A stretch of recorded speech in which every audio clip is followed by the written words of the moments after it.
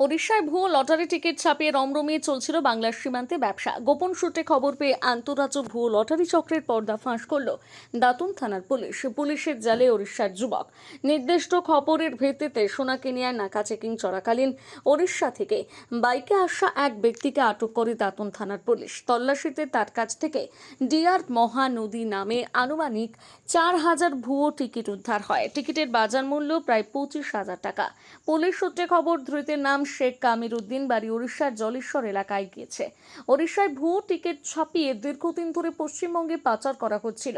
দাতুনের সোনাকেনিয়া, Mirzapur, Água সহ একাধিক এলাকায় রমরমিয়ে চলছিল এই ভুয়ো লটারির কারবার। ধৃতকে জিজ্ঞাসাবাদ করে এই চক্রের সঙ্গে জড়িত অন্যান্য সদস্যদের খোঁজে তদন্ত শুরু করেছে দাঁতন থানার পুলিশ।